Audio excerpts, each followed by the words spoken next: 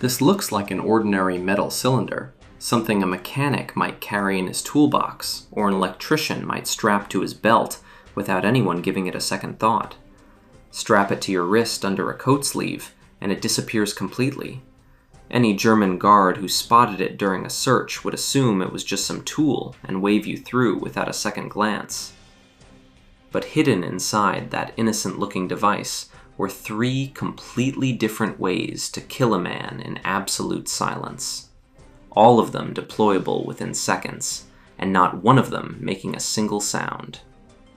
This was the McLaglen Peskett close combat weapon, and it is one of the most unusual and least known clandestine tools developed during the Second World War.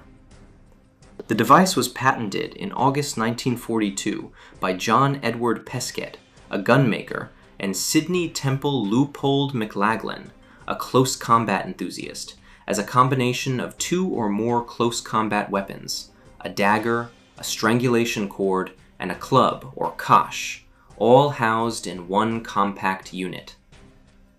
The 3-in-1 weapon has a 5.5-inch turned cylindrical body with a parkerized finish, manufactured by the prestigious London gunmakers Cogswell and Harrison, with only about 2 dozen made on special order. Now let's look at each of the 3 weapons hidden inside it.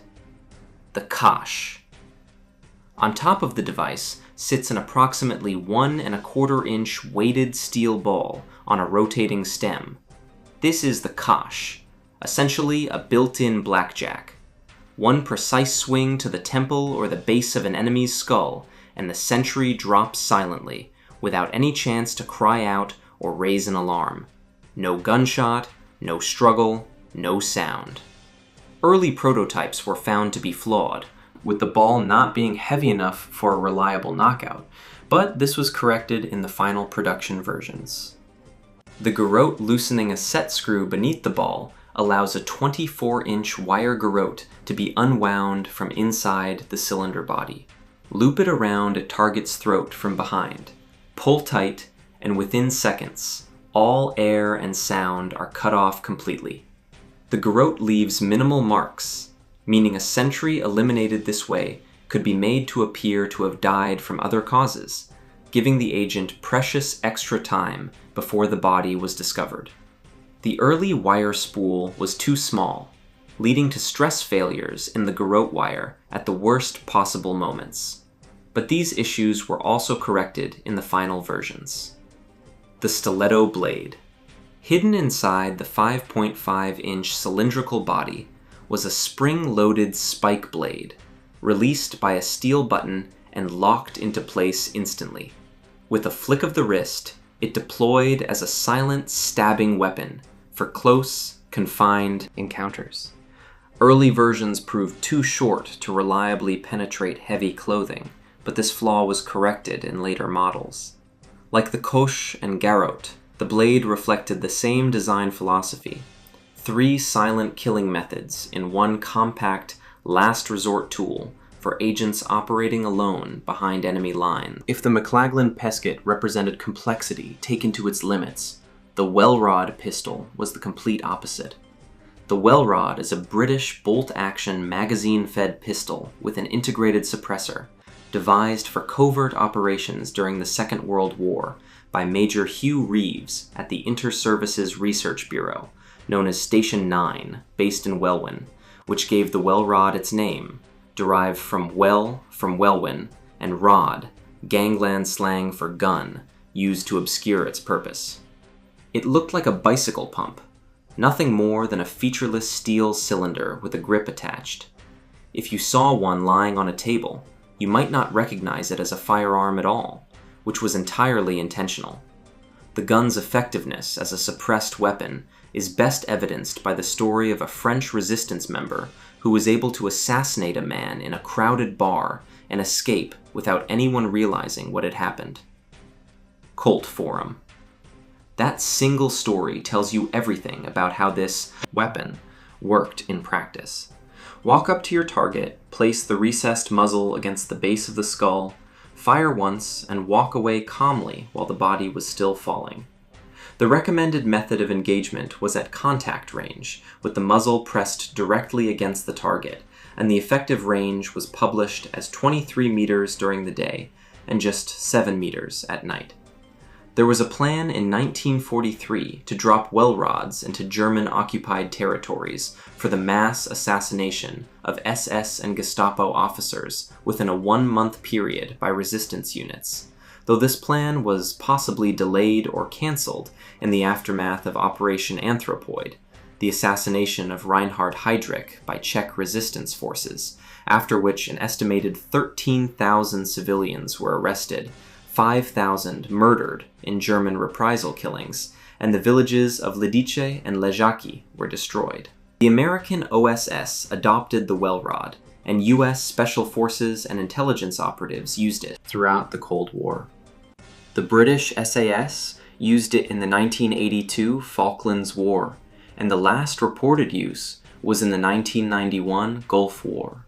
A weapon designed in a secret English workshop in 1942 was still silently eliminating targets nearly 50 years later. And then there is perhaps the most extraordinary hidden weapon of the entire war. Not a device, not a pistol, not an explosive, but an entire army that existed only as an illusion.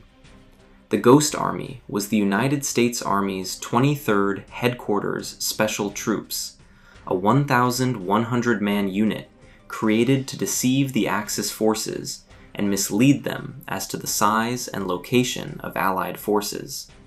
Activated on January 20th, 1944, they carried out more than 20 deception campaigns using inflatable tanks, sound trucks, fake radio transmissions, and pretense. Their story was kept secret for more than 50 years after the war, until it was declassified in 1996. The unit was capable of simulating 2 entire divisions, approximately 30,000 men, using visual, sonic, and radio deception to fool German forces during the final year of World War II. Camouflage experts used gasoline-fueled air compressors to inflate rubber tanks, jeeps, trucks, artillery, and aircraft that artists painted with details authentic enough to deceive Nazi aerial reconnaissance. These inflatables were imperfectly camouflaged, deliberately, so that enemy reconnaissance could spot them and report massive Allied buildups in locations where only a few hundred men actually stood. But visual deception was just one layer. The 3,132nd Signal Service Company handled sonic deception, aided by engineers from Bell Labs. A team went to Fort Knox to record sounds of armored and infantry units onto a series of records that they brought to Europe. For each deception, sounds could be mixed to match the scenario they wanted the enemy to believe, and these sounds were audible 15 miles away. When a gap opened in General Patton's line near Metz in September 1944, the Ghost Army held the precarious position for 7 days with their inflatables and loudspeakers playing the sounds of rumbling tanks, shouting troops, and even sergeants barking orders for soldiers to put out their cigarettes, until a real division arrived to plug the gap. The unit included artists, engineers, professional soldiers, and draftees, including fashion designer Bill Blass, painter Ellsworth Kelly, and photographer Art Kane, and was said to have one of the highest collective IQs in the Army, with an average of 119. Soldat.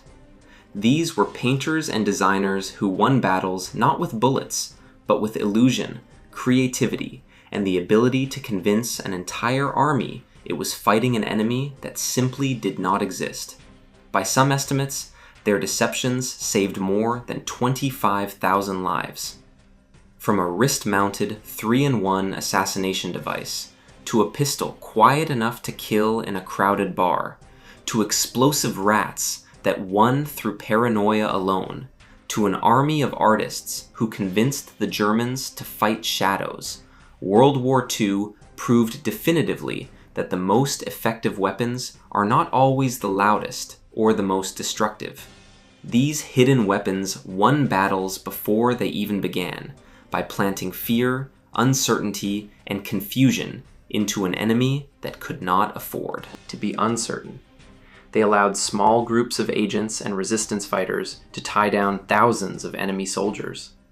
They turned dead rats into instruments of industrial sabotage and rubber tanks into instruments of strategic deception.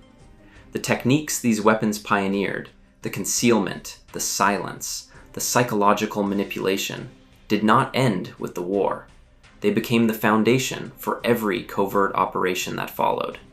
And if history has taught us anything, it's that the most dangerous weapon is often the one your enemy never sees coming. Which of these weapons do you find most remarkable? The McLaglen Peskett device that was built for 3 kinds of killing but may have never killed anyone? The Wellrod pistol that was still in service 50 years later? The explosive rats that caused more disruption by being discovered than by exploding? Or the ghost army of artists who saved 25,000 lives without firing a single shot? Let us know in the comments below. If you found this deep dive as fascinating as we did, hit that like button and subscribe for more.